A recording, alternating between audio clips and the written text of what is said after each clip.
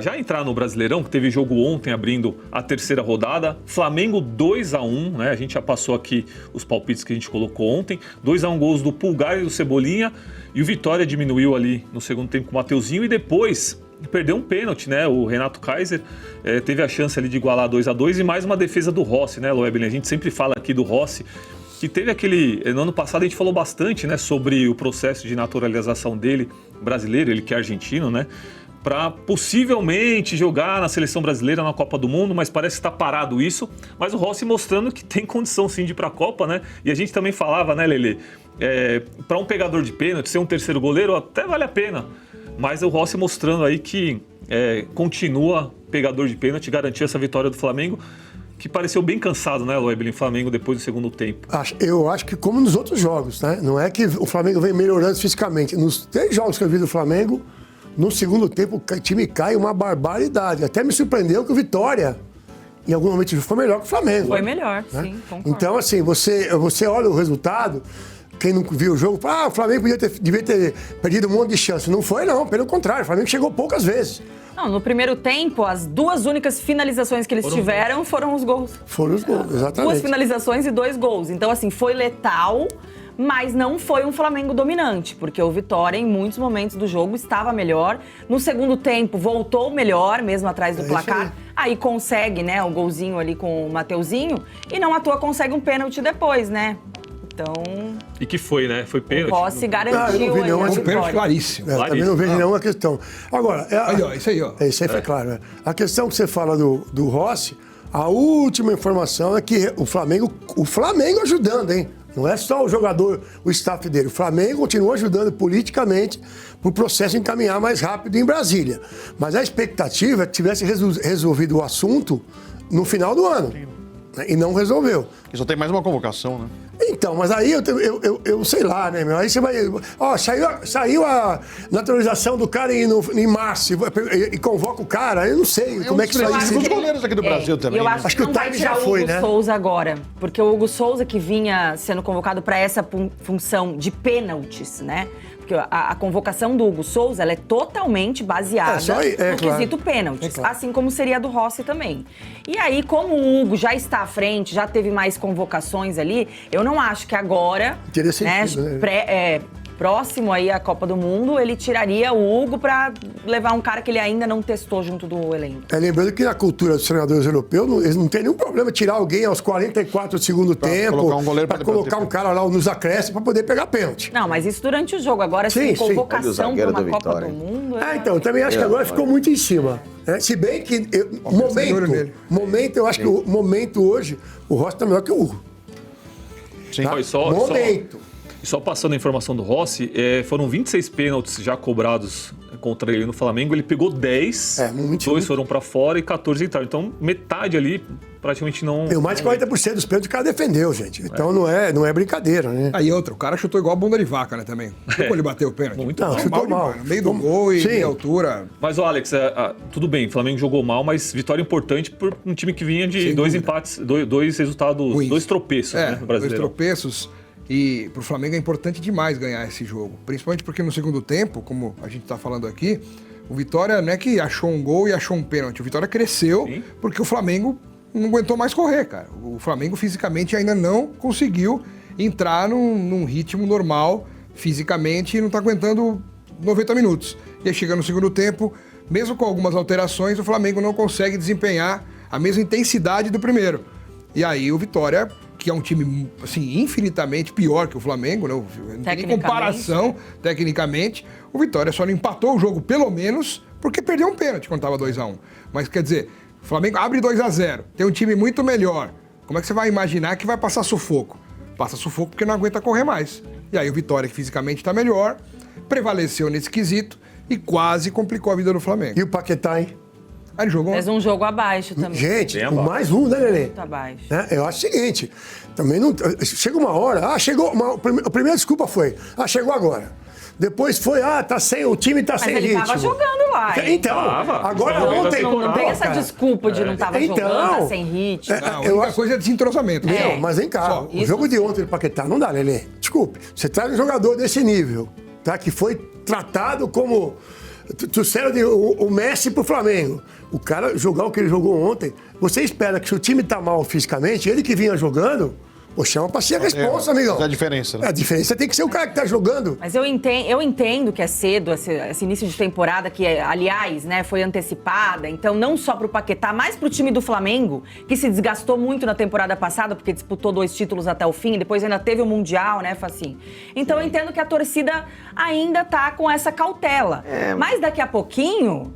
Já começa a pressão em cima do trabalho do Felipe Luiz, de resultados, e do Paquetá também, né, Fred? Com certeza. Um investimento como foi do Paquetá, é inevitável a cobrança. Começar a não mostrar gols, jogadas que todo mundo espera que ele possa fazer, com certeza vai ser cobrado, mas é o mal do futebol brasileiro, né? Ele pune o time competente. O time que é competente numa temporada, na próxima temporada ele acaba punido, porque ele tem menos tempo para descansar, menos tempo para preparar a equipe. O Flamengo faz investimentos vultuosos, né? Então deveria ser, pelo menos ter um tempo, não só o Flamengo, mas todos, mas um time que coloca e gasta o que gasta, não tem chance para trabalhar esse time, e aí né? o tempo não perdoa, a torcida não perdoa e a imprensa também. Então a cobrança é muito forte. Mas ao mesmo tempo também tem um outro detalhe, né? Vamos colocar das quartas de final do jogo contra o Estudiantes pra frente, na Libertadores, que o Flamengo não é o espetáculo que todo mundo prega ou espera, mas que a realidade mostra diferente. Sim. Ele é um bom time, é um time competitivo, ele é um time experiente, mas ele não é um time vistoso. Porque a gente fala do Flamengo, parece que a gente tem que falar do Barcelona do Guardiola, do Milan do Sacchi, do Real Madrid do Zidane, e vamos com calma. Não é um futebol vistoso, mas é um futebol eficiente. Eficiente, né? É um time que eu falo, é pragmático, é um time de construção de resultado. E o que o Flamengo apresentou das quartas de final da Libertadores, aquele jogo contra o Estudiantes, que ele quase ficou pelo caminho nos pênaltis.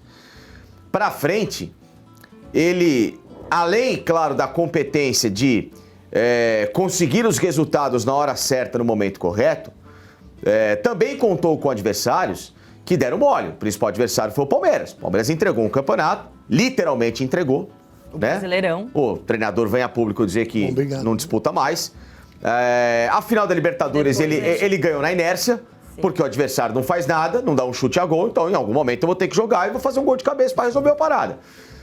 E outros jogos que ele perdeu em sequência, por exemplo, a decisão contra o Corinthians, ele não teve nenhuma diferença de postura, de ritmo, de intensidade que ele já estava apresentando no passado. O jogo ponto fora da curva do Flamengo, curiosamente, nesse recorte, foi Flamengo e Paris Saint-Germain, que ele correu barbaridade naquele jogo, obviamente porque o adversário te estimula a você ter esse nível de atuação, e o Flamengo só não saiu campeão do mundo pela incompetência dos pênaltis, né? Mas foi o único jogo ponto fora da curva. De resto, o Flamengo tem precisado apresentar muito mais futebol. O Felipe Luiz ganhou, o Felipe Luiz é competente, é um cara estudioso de futebol, mas ele tem que tirar mais coelho de cartola. Os lances ontem de Flamengo e Vitória, em diversas vezes, o Flamengo batia a cabeça igual a defesa dos Trapalhões. Ó, esse lance mesmo. É um lance, gente, é uma desorganização. Eu marco você, você marca o outro, aí uma salada, um em cima. Olha isso, gente. Isso é lance de Trapalhões. Isso é lance. Não é pra equipe do Flamengo tomar um gol desse. Com essa bagunça danada. E isso aí independe de ritmo de jogo, isso independe de entrosamento. Esse time já joga junto. Isso aí é atividade que o time precisa melhorar na sua capacidade. Então tem que falar real. Não dói falar real para esses caras. A real o Flamengo é um time que ele gera muita expectativa pelos nomes, só que o futebol é muito menor do que o alcance desse elenco na teoria pode trazer. Vocês não acham que o Felipe Luiz está meio desconfortável nas coletivas? Com algumas perguntas? Eu acho que o Felipe Luiz, ele vai começar a partir de agora, e muito por conta disso que o Facinho acabou de falar aqui, a sofrer aquela sombra que todo técnico do Flamengo sofreu pós Jorge Jesus, né? Porque o Flamengo, mesmo com resultados, com bons resultados, todo técnico que passava, mesmo sendo campeão, que não apresentava aquele futebol vistoso do Jorge Jesus, sofria críticas. Não tá conseguindo o mesmo desempenho. Mesmo sendo campeão. Aconteceu com o Dorival. Aconteceu com o Rogério Ceni. Foi campeão apesar de vocês, porque não conseguia fazer e tal. E o Felipe Luiz, desde que assumiu, ele foi o cara que chegou mais próximo de apresentar aquele nível de futebol. Por isso, as críticas em cima dele ficaram muito tempo ali escondidas, né? Mesmo com a inconstância na Libertadores do ano passado, que o Flamengo ali quase não classificou para a etapa final e tudo.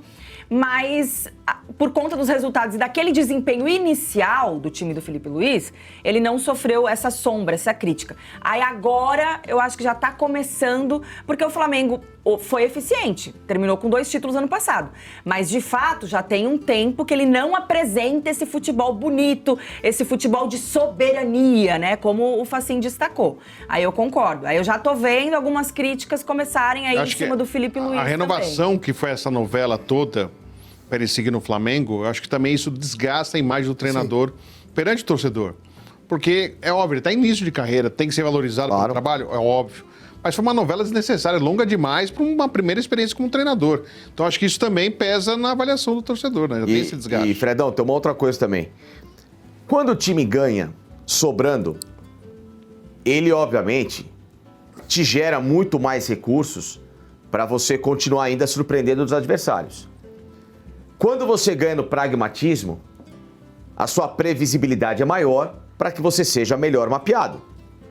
Então o Flamengo, com o Felipe Luiz, é um time pragmático. Isso quer dizer que é um time ruim? Claro que não. A Alemanha é pragmática, a Alemanha é tetracampeã do mundo. Não tem nada a ver. Ser pragmático com ser time ruim. Não confunda. Quem fala para você que time pragmático é time ruim é um cara que não tem conhecimento, né, e muito menos discernimento cerebral, né, pra fazer uma avaliação. Nenhum. Pô, esse teu laudo médico foi sensacional. Por favor, repita esse laudo médico. Uma pessoa que fala pra você que time pragmático é time ruim... Tem lesão cerebral, pra resumir, é isso? Pra não dizer que nasceu do avesso, entendeu? Que é uma anta. Nasceu do avesso. Não, Fred, eu tô com uma teoria que é o seguinte. Às vezes chamar de burro de anta é uma ofensa aos animais. Porque os animais, aliás, são animais inteligentes. É que nós que quisemos chamá-los de burro, mas não são. São inteligentes pra caramba. Então, enfim. Chama de ameba, então. Pronto, ameba... A ameba pode. É plâncton. De plâncton, isso aí, né? Binários, enfim. Então, esse tipo de análise, ela tem que ser avaliada porque o Flamengo, esse ano, ele vai, de novo, ser o grande alvo a ser estudado. Cada passo que alguém em campo der, pelo menos é o que se espera de profissionais do futebol, sejam amplamente mapeados. E quando você joga nesse limite do pragmatismo, o time vence, mas só que ele tem uma certa carta de crédito. Ela tem uma validade, essa carta. O Tite na seleção brasileira foi o exemplo perfeito do pragmatismo. Lelê, queira ou não, o Corinthians entre 2010 e 2013, o Corinthians bateu o topo dele, pum! Ele não evoluiu mais que aquilo, porque era um futebol pragmático, vencedor, o Corinthians competitivo. Do Carille também. O Corinthians do Carille. Ele tinha uma forma única de jogar. Você sabia como ele jogava, era um time muito competente, jogadores cascudos, jogadores que não sentiram a pressão, merecidamente ganhou tudo, mas ele chegou num platô. Aquele time não tinha degraus a mais a evoluir. Ele parou. Ele parou no platô. Né, ele parou naquela Supercopa contra o São Paulo. Né, Alemão? Que foi Renato Augusto dá gol de cobertura no Rogério. Lance maravilhoso histórico pro torcedor do Corinthians. 2013. Né? Isso. Parou ali. Dali pra frente, foi o time que no segundo semestre já largou mão. Os jogadores não quiseram mais, mas ao mesmo tempo o time já foi mapeado. Tanto é que em 2015, o Tite volta ao Corinthians. Num estilo de jogo diferente, numa formação tática similar, mas com futebol bonito, que não era chato de assistir, porque tinha Jadson e Renato Augusto. Futebol bonito, jogando pra frente, o time quebrou todos os recordes do brasileiro, ou seja, ele se reinventou em 2 anos pra apresentar um novo repertório. Eu perguntei pra vocês sobre a questão do Felipe Luiz, porque ontem tudo no pique. Ontem no pique era outro programa que já acabou. Você parece a mesma caolha que ele falou aí. O no pique. O no pique já acabou. Infelizmente. Eu assisti o no pique. Você... Na CNT. Na CNT. Eu perguntei... Muito bem.